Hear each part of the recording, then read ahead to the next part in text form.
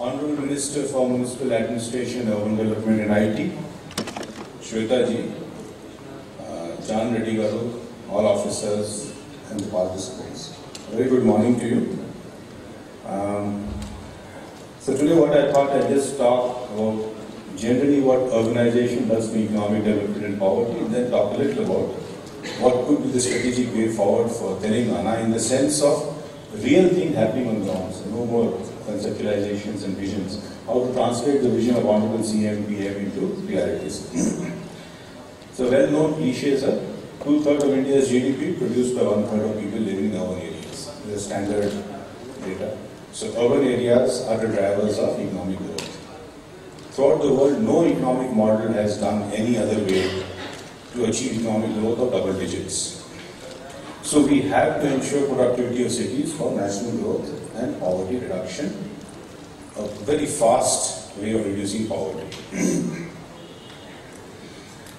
So in the next 10 to 15 years, there's going to be a demographic transition. So the population of cities is likely to rise to 50%. And our GDP from the cities will be around 75 to 80%. Now, that opportunity has to be tapped by the states. This does not mean you ignore the villages. It's just that all of them have to go forward, but your prime drivers will be the cities. So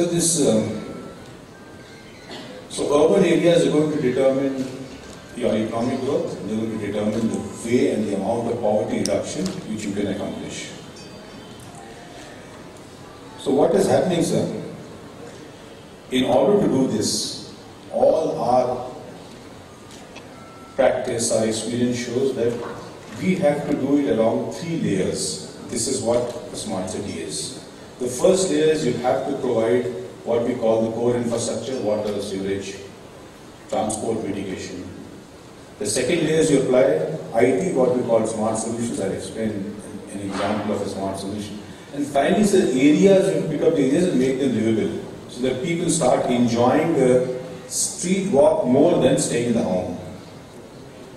So this is how the smart city concept was visualized. And if you look at it, sir, it depends on the city. It is extremely unique for each city. Each city has to develop its own pathway.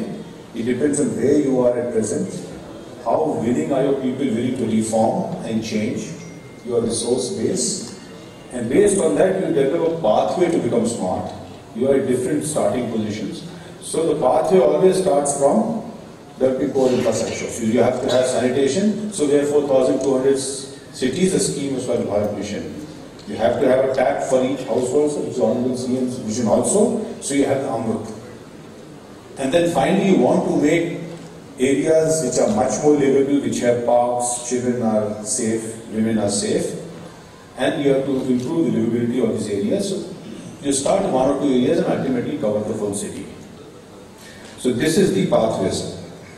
Now, when we were trying to do this and make them develop their own plans, we actually took this from Michael Bloomberg, who was mayor of New York, and started this competition. This competition works wonders in India. So now you have this Swachh Sarvekhan, which is also a competition, and earlier the Smart Cities competition. So once you do that, sir, you get the best proposals and then you implement it. So, sir, now if you come to Telangana, sir, overall we have seen whether USA, Germany or China, the way the cities are distributed in the landscape, depending on the size of the city, determines how well all your government policy programs are going to positively affect the people. Now, so you have 1 GHMC, mega city, big corporation, you have 5 corporations. Now, so ideally, the spatial distribution which determines and gives the maximum benefits to people is a hexagon, which means Hyderabad in the center with 6 cities around it. Those 6 cities have other 6 cities. And it has naturally developed in the US, Germany and China. So if you put 1 rupee, you get the maximum benefit of, say, at least 2 to 3 rupees. Otherwise, typically if you put 1 rupee, you get a benefit of 90 paisa. So, sir, Telangana's strategy, Hyderabad is fine. It is the prime driver, there's no doubt about it. These 5 cities around it and these 70 cities have to be developed. The productivity has to be improved. So our per capita contribution of urban population to GDP is half of Southeast Asia. So it's a very low hanging fruit. Improve the livability and quality of life, reduce these friction costs in cities, and immediately your economic growth becomes double. Economic growth double means income improves, incomes improve, employment improves, which has multiplier effects throughout, including the village. So this sort of a strategy, and then perhaps one of the best schemes which government of India always supports is this tap in households. And then housing. I mean, definitely housing is perhaps the single biggest scheme in the US. After World War II, all these veterans came back.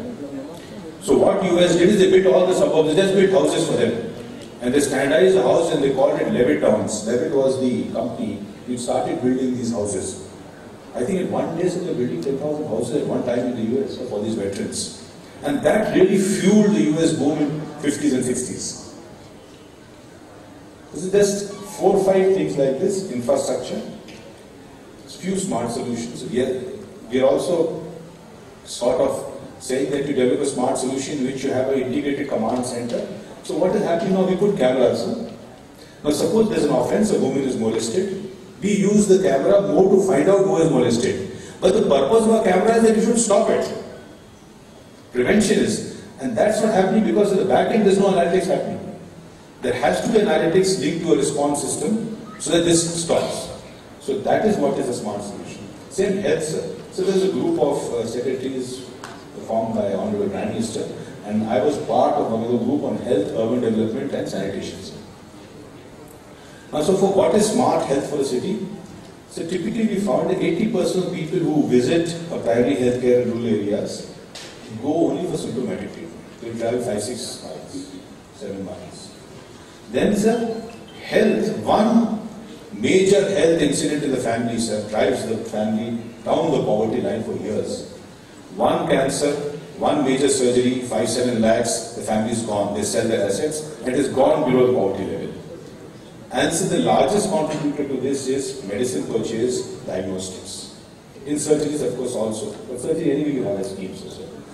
So there are these. Now what we did, a smart health would be, so you have a platform in which anybody can call and you can talk on the symptomatic treatment. After you do that, so then there is this Aushadhi scheme of Government of India and state also has certain schemes, in which you supply highly reduced price medicines or even free medicines. So diagnostics also there's a Government of India scheme that started now, it's called hub and spoke model, where there's a hub which is a district hospital and you have these spokes, diagnostic labs. They are accredited and you get this medical care very cheap. So in health, sir, if you can reduce out-of-pocket expenditure, sir, it is one of the biggest things you can do to prevent people from going below the poverty levels. So this is the smart health. And there's hardly any cost to government, sir. It is just designing and implementing, sir. I mean, all these solutions I'm saying is, sir, doesn't require big money. Then it's about funding, sir. So there is 2-3 things which have great potential. One is called value capture finance. It's an outer ring road, other places you have done. So you build a metro. The price increases around the metro corridors. Bangalore has just given the geo that they're going to charge 1/3 additional betterment charge, etc. This is one way of getting around the resource crunch because property tax increasing is an issue.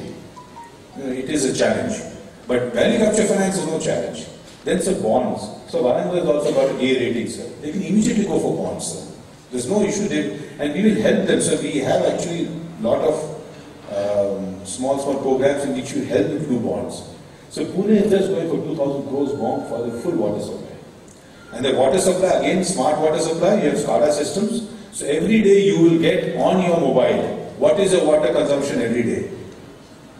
All behavioral, a lot of behavioral science has shown that if every day you tell the head of the family, this is your water supply, you're going to tell your children, stop having a bath with showers, start using a bucket. Stop using 40 liters of water for showering. When you are shaving, close the tap. If every day you are told this is your water consumption, will you start thinking? In the end of the month you get a bill, you have the thought of, then you say it's a high bill, low bill. So this is one of the part of smart solution in Pune. So a lot of these things can be done just by design and by pursuing implementation. But ultimately it has to come on the ground, sir. So we had our secretary and this full team goes to states. So we went to Jharkhand another day. So we were having a meeting with CM. So CM says, he was telling me, and then he was telling Mr. Gawa साहब ये DPR बंद कराइए, 2.5 साल से मैं DPR सुन के मेरा दिमाग खराब हो गया, इसको ग्राउंड में कुछ करवाइए. So this is what you are seeing. So that is the anxiety to roll out things on ground, and these things can be rolled out very quickly, sir. And if there's anything else, we are there to help. So there's no problem. This time affordable housing also, a lot of benefits to do. So I'm sure it will help Honorable CM's program of 2 houses. And so for the a tap in each household is to be reviewed, sir. I think, and so ultimately I told Naveen Mittal also. Ultimately you tell us every month how many taps you will give. All the back end is your work, tendering. You tell every month how many taps you give, sir. So that is why, and throughout the country, sir, there is a plans to go taps. That's what the assessment from the ground is shown. Thank you, sir, and thank you for calling me.